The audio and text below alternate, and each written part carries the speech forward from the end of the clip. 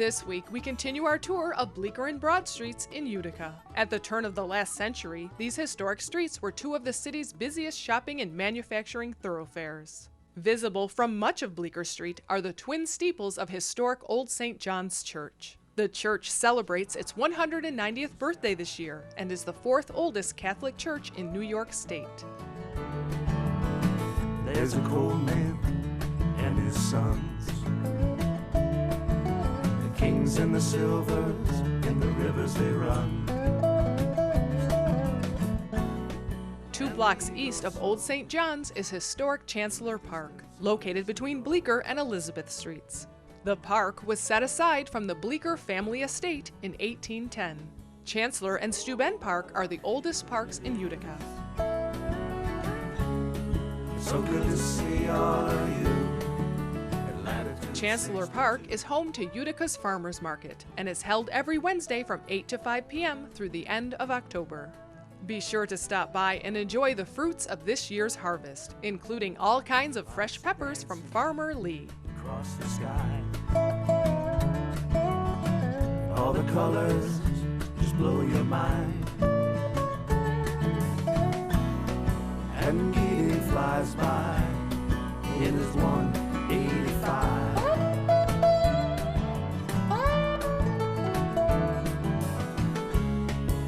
You know what a feeling it is. We head over to Broad Street, once the manufacturing avenue of Utica. Still today, local manufacturers find this part of Utica the perfect place to do business. Gothi Air Fabricating was established by the brothers Louis and Sylvester Gothi Air in the 1970s. Today, the company is run by Louis and his son Christopher. This job shop is capable of shearing, bending, rolling, and cutting steel. Their work is found all over the world, but locally you might be familiar with their creation of the world's largest watering can at the zoo, or FX Matt's giant brew kettle. Since '71, it was my uncle and my father started it. They started out as a HVAC, sheet metal, new construction, and then we evolved into the heavier plate work we're doing now. We just did a big sculpture that went to Belfast, Ireland last summer. Bulldozer blades, channel, anything anybody needs, any kind of metal. If it's out of metal. Yeah, we can do furnace plenums to bulldozer blades, we always say, and everything in between. We got the plasma tables, computerized plasma tables. We got 800-ton press brakes for bending metal. We could bend 1-inch thick metal, 12 foot long. We can roll it, make it into pipe, do just about anything. We roll angle, make angle rings, just about anything you can do. We do a lot for the brewery. Revere, Remington Arms, a lot of customers up north, Riverside Iron, Rome Iron when they were around. Pretty much everybody we do little bits of work for. Mid-State Steel, Nathan Steel, pretty much everybody.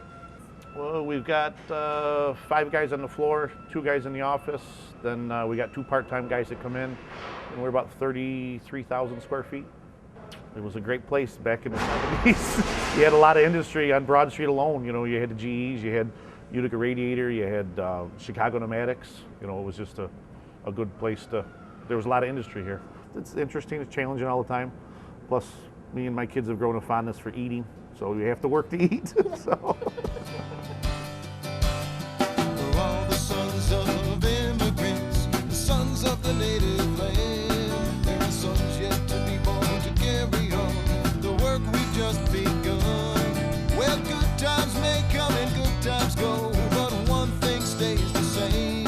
It's the feeling I get when I look around. It lets me know I'm home. I'm making this valley my home. I'm so proud to call it my home. Oh, it's not what you take or give.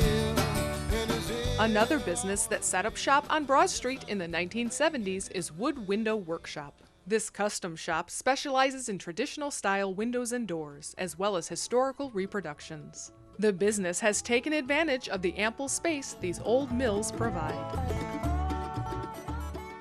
Well, the official name of our business is Kershaw Zaleski Associates. We started in 1978, my partner Jamie Zaleski and I, and it evolved. We started out as a residential building and remodeling contractor, which we still do today, but Wood Window Workshop became a division of our company in the mid-'80s, where we specialize in custom wood windows and doors. Well, we make a lot of historic reproductions. We'll do windows that are typical of mid to late 19th century, but we've also done projects that are as far back as the 17th century. We'll use either domestic woods, southern yellow pine, white pine, or white oak, and we reproduce the window to match exactly the originals. As we move forward to the 19th century, we start to use more imported hardwoods like mahogany and Spanish cedar from South and Central America. And these woods are very durable hardwoods and produce a great window. Our typical customer are people typically in larger metropolitan areas that have landmark designated properties that need to put in a replacement window that matches the original. But we also do projects, small projects in rural areas where we're trying to duplicate windows from earlier time periods. You know, this was a great space, and 30 years ago we started with a small shop in the corner of this building, and it evolved into a much larger space, and we've since taken over the entire building. It's an industrial area, so it's zoned for what we want to do. Relatively quiet, very safe, and a great street to work on.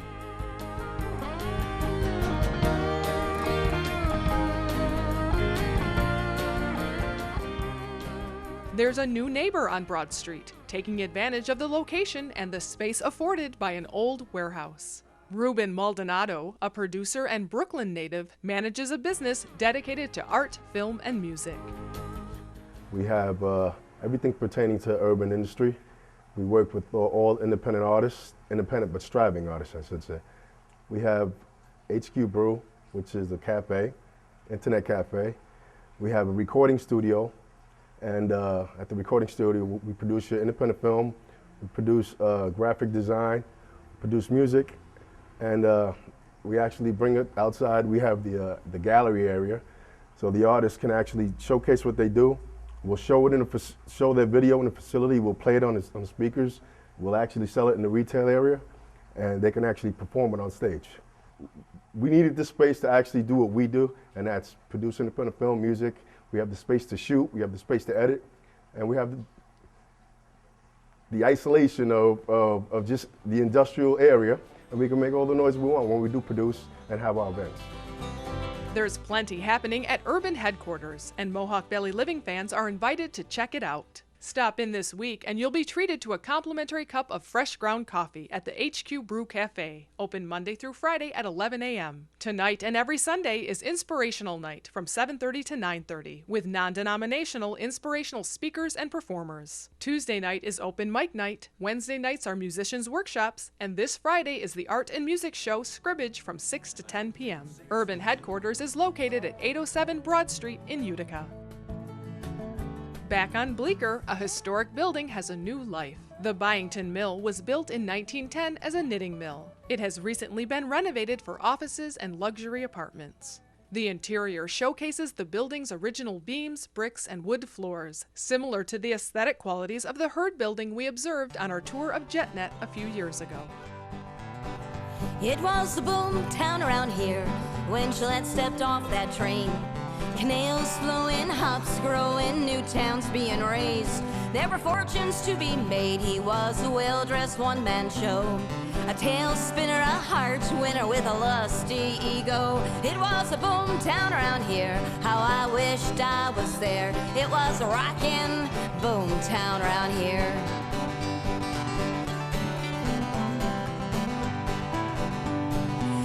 With a girl named Grace working in a petticoat factory.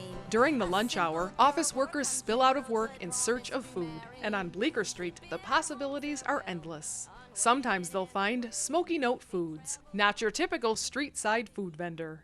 The menu includes tomato bruschetta, pork loin on grilled Portuguese bread, or warm gourmet soups like today's smoky sweet, pork, beans, and corn chowder. This mobile grilling experience will be set up at Utica's Fright Night this Friday and Saturday at Hannah Park. Be sure to stop by Smoky Note Foods for some scary good soups, sandwiches, sauces, and chili.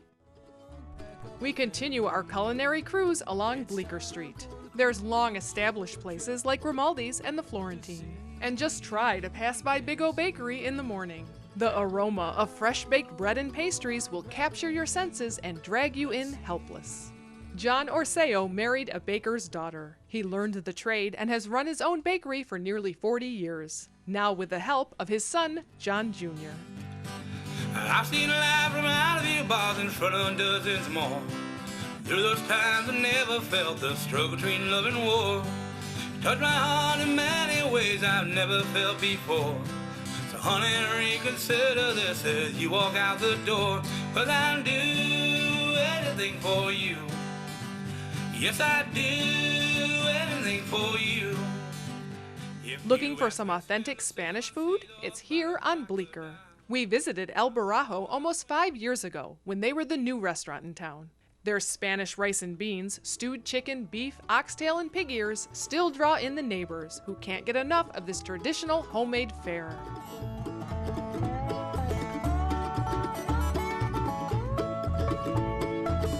A sign in the window of a new restaurant catches our attention, and the name Johnny Diamond's Soul Food piques our curiosity. So we head inside to find out just what is soul food. And there in the kitchen, we find Johnny Diamond himself.